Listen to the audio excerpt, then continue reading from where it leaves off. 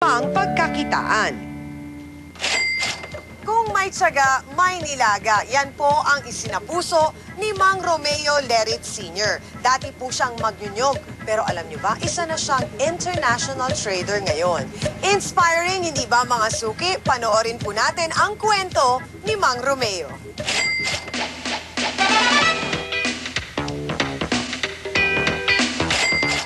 13 silang magkakapatid, magsasaka at mangingisda lang ang mga magulang. Kaya alam ni Romeo Lerit kung papaano maging mahirap. Marunong ako umakyat ng niyog pag kami ay nagkukupra. Marunong din sa pangingisda. Buhay mahirap, yun ang nilakihan ko. At dahil sa marami kami, 13, ay talagang masasabi natin medyo kinakapos.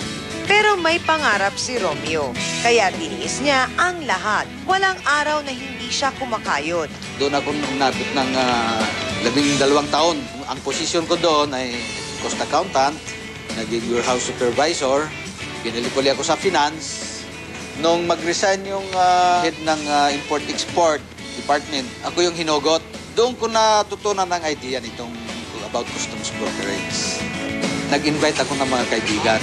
Napag-usapan namin na mag-put up ng ito nga Ligalas Customs Brokerage Corporation. Ang napuhunan namin dito ay 250,000. 1990 nang naisipan ni Romeo na mag-resign para makatutok sa negosyo.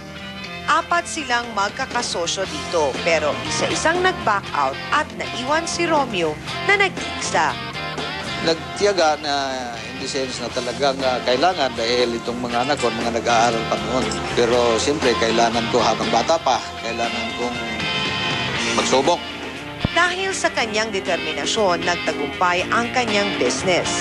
Isang tunay na role model, lalo na sa kanyang mga anak. Following the steps of my dad, bago siya pumasok sa school, nagtatrabaho muna para meron siyang baon.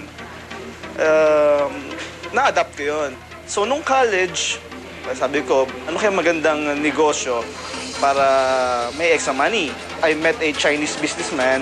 Nag-i-import siya ng French fries. Maliit lang po ko nun, 4,000 lang eh.